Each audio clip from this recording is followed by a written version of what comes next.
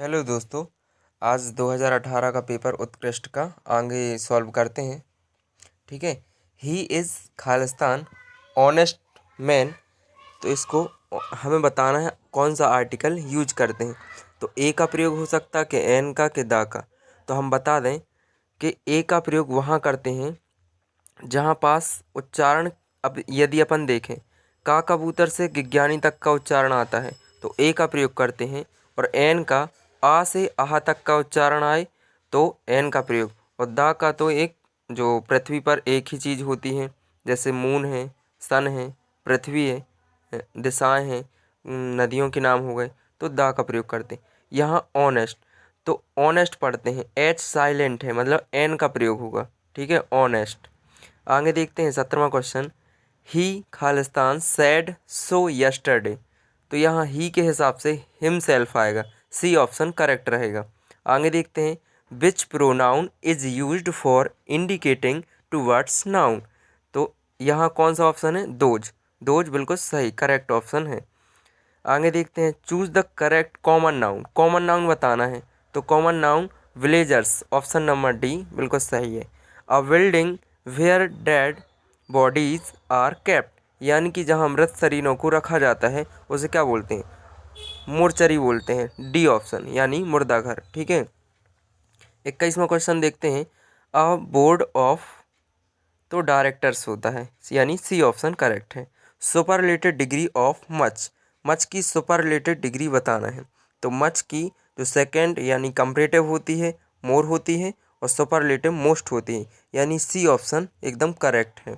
आगे देखते हैं Sita is solving a difficult questions right the comparative degree of bold word, यानी हमें बताना है कि जो डिफ़िकल्ट है वो कंपैरेटिव डिग्री बताना है उसकी, तो मोर डिफ़िकल्ट होगा, सी ऑप्शन करेक्ट रहेगा। ठीक है। आगे चलते हैं 24वां क्वेश्चन देखते हैं। The correct nominative case of it is, तो इसका ऑप्शन ए रहेगा it. Your side Khalistan dirty, तो आर तो आएगा नहीं, एम भी नहीं आएगा, यानी वाज, सी ऑप्शन सही रहेगा। Which is not abstract noun here, यहाँ कौन सा भाववाचक संज्ञा नहीं है? तो डी ऑप्शन यानी फील्ड भाववाचक नहीं है, तो डी ऑप्शन करेक्ट है। Feminine gender of husband, husband का फेमिनाइन जेंडर बताना है तो वाइफ होगा, ए ऑप्शन करेक्ट रहेगा। Find out the correctly spelled word, तो हमें बताना है कि कौन सी करेक्ट स्पेलिंग है इसमें से। तो सैटेलाइट जो पहला ऑप्शन है, ए ऑप्शन बिल्कुल करेक्ट है, सैटेलाइट यानी उपग्रह। स्पेलिंग ध्यान रख लेना है, SATELLITE पहला ऑप्शन। ठीक है। 29वां क्वेश्चन देखते हैं। Find out the wrongly spelled word, यानी इसमें बताना है कौन सा रॉन्ग वर्ड है, कौन सी गलत स्पेलिंग है। तो जो बी ऑप्शन है अचीवमेंट, जी अचीवमेंट की स्पेलिंग गलत लिखी है। आगे चलते हैं 30 नंबर का।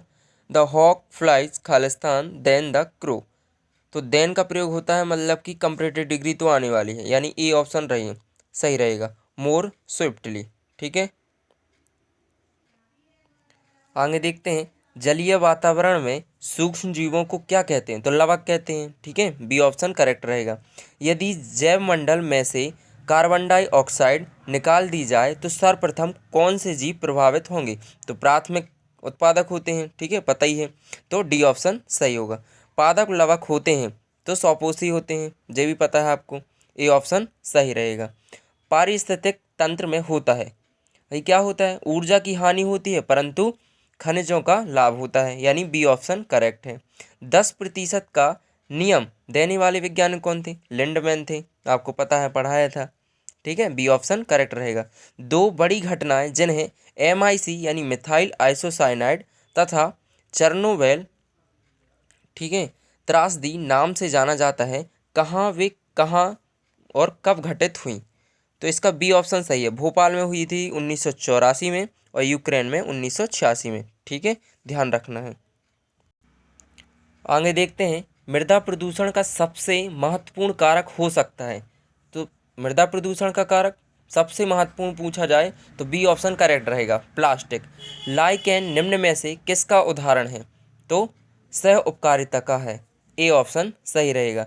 निम्न में से कौन उष्णकटिबंधीय घास जीवोम का उदाहरण है? तो पेरिजीवोम, मतलब कि सी ऑप्शन करेक्ट रहेगा। फसलों पर डीडीटी के छिड़काव से कौन सा प्रदूषण होता है? तो वहाँ तो वायु प्रदूषण भी होता, जल भी होता और मृदा प्रदूषण, यानी सी ऑप्शन करेक्ट रहेगा। आगे देखते हैं 41 नंबर का क्वेश्चन। ध्वनि प्रदूषण कितने डेसिबल ध्वनि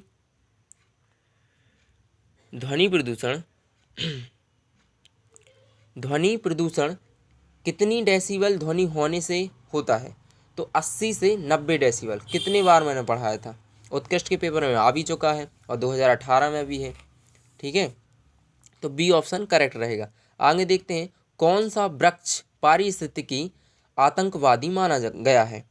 तो कौन सा माना गया है? डी ऑप्शन करेक्ट है, यूकेलिप्टस। ठीक है, ध्यान रखना है। इंदिरा गांधी पर्यावरण पुरस्कार की स्थापना कब की गई? तो जी की गई थी 1987 में। ठीक है, 1987। डी ऑप्शन करेक्ट रहेगा। पर्यावरण दिवस कब मनाया जाता है? बहुत आसान क्वेश्चन, 5 जून को मनाया जाता है। बी ऑप्शन करेक्ट रहेगा। पर्यावरण के भौतिक तत्वों में कौन शामिल नहीं है? अब पूछा गया कौन शामिल नहीं है, तो वनस्पति शामिल नहीं है। सौर प्रकाश तो है और मिट्टी भी है, तापमान भी है, लेकिन वनस्पति नहीं है। सी ऑप्शन करेक्ट रहेगा। आगे देखते हैं अद्वैतवाद के प्रवर्तक थे शंकराचार्य जी थे। कौन थे? ए ऑप्शन करेक्ट रहेगा। महावीर का जन्म कहाँ हुआ था? वैशाली में हुआ था, आपको पता है। चंद्रगुप्त मौर्य का प्रधानमंत्री कौन था? भाई चाणक्य था। ए ऑप्शन करेक्ट रहेगा। विश्व का सबसे बड़ा प्रायद्वीप अरब प्रायद्वीप है। बी ऑप्शन करेक्ट रहेगा। भारत का दक्षिणतम यानी सबसे नीचे वाला पॉइंट कौन सा है? इंदिरा पॉइंट है। डी ऑप्शन करेक्ट रहेगा। संविधान सभा ने राष्ट्रीय गान को कब स्वीकार किया गया था? 24 जनवरी 1950 को। ए ऑप्शन करेक्ट रहेगा। भाषा के आधार पर गठित भारत का पहला राज्य कौन सा है? तो सी ऑप्शन करेक्ट रहेगा, आंध्र प्रदेश। याद करते जाना है, इन्हीं क्वेश्चन में से दोबारा उत्कृष्ट में आ सकता है। सोने का रेशा कहा जाता है, किसे कहा जाता है? जूट को कहा जाता है। ठीक है, बी ऑप्शन सही है। केसर का सर्वाधिक उत्पादन होता है, कहाँ होता है? जम्मू कश्मीर में होता है। आगे देखते हैं भारतीय संविधान के किस भाग में उसकी आत्मा की संज्ञा दी गई है? प्रस्तावना को आत्मा की संज्ञा दी गई है। सी ऑप्शन करेक्ट रहेगा। जीएसटी किस प्रकार का कर है? तो अप्रत्यक्ष कर है। ए ऑप्शन करेक्ट रहेगा। गरीबी हटाओ नारा सर्वप्रथम किस पंचवर्षीय योजना के दौरान दिया गया था? तो ये चौथी पंचवर्षीय योजना के आधार पर दिया गया था। उबेर कप किसके लिए दिया जाता है? तो महिला बैडमिंटन के लिए दिया जाता है, ध्यान रखना है। आगे देखते हैं 59 नंबर का क्वेश्चन। निम्नलिखित में से किसका जन्मदिन डॉक्टर्स डे के रूप में मनाया जाता है? तो डॉक्टर विधान चंद्र रॉय जी का जन्मदिन। बी ऑप्शन करेक्ट रहेगा। 60 नंबर का क्वेश्चन देखते हैं भारत में लोकपाल का सुझाव सर्वप्रथम किस आयोग ने दिया था? तो ए ऑप्शन सही है, बीरप्पा मोइली आयोग। ठीक है, ध्यान रखना है। 61 नंबर का क्वेश्चन देखते हैं एक जेट इंजन किस सिद्धांत पर कार्य करता है? तो सी ऑप्शन इसका करेक्ट है, रैखिक संवेग संरक्षण। शुद्ध जल का पीएच मान होता है तो 7 होता है। कितनी बार याद करवाया है? हर एक क्वेश्चन याद करवाया गया है आपको। आगे देखते हैं 63 नंबर का, कोशिका में ऊर्जा किस रूप में संचित होती है? तो एटीपी के रूप में होती है। किस रूप में होती है? एटीपी, यानी सी ऑप्शन करेक्ट रहेगा। डीडीटी है एक, तो क्या है? जैव अनअपघटनीय प्रदूषक है। ए ऑप्शन सही रहेगा। रुधिर के स्कंदन में सहायक विटामिन है, तो विटामिन के है। सूक्ष्म बर्फ है तो ठोस CO2 है। ए ऑप्शन करेक्ट रहेगा। हीरा और ग्रेफाइट है, कार्बन के अपर रूप है। पहाड़ियों पर बर्फ क्यों गिरती है ये बताना है, तो इसका सी ऑप्शन करेक्ट है। पहाड़ियों पर तापमान हिमांक से कम होता है, अतः जलवाष्प बर्फ बन जाती है। ठीक है, आगे देखते हैं 69 नंबर का क्वेश्चन। घड़ी में चाबी देने का उद्देश्य है उसमें ऊर्जा का भंडार करना। यह ऊर्जा होती है, किस प्रकार की ऊर्जा होती है? सी ऑप्शन, यानी कि स्थितिक ऊर्जा होती है। टेनिस की गेंद मैदान की अपेक्षा किसी पहाड़ी पर ऊंचाई ठीक है अधिक ऊंचाई से उछलती है, क्योंकि? तो क्या कारण हो सकता है? सी ऑप्शन इसका करेक्ट रहेगा। पर्वतों पर ना पृथ्वी का गुरुत्वीय त्वरण कम हो जाता है, इसी कारण से ज़्यादा उछलती है। नौसा का सूत्र क्या है? NH4Cl। बी ऑप्शन करेक्ट रहेगा। वायु के प्रमुख अवयवों का बहुतायत में सही वृद्धि क्रम बताना है अपन को, यानी सबसे ज़्यादा किसका है, तो नाइट्रोजन सबसे ज़्यादा प्रतिशत होती 78%, ध्यान रखना। ऑक्सीजन 21% और आर्गन 0.03% होता है। लुईस के अनुसार अम्ल वह पदार्थ है जो स्वतंत्र इलेक्ट्रॉन ग्रहण करता है, यानी सी ऑप्शन करेक्ट रहेगा। आयरन का अयस्क है मैग्नेटाइट है, सी ऑप्शन करेक्ट रहेगा।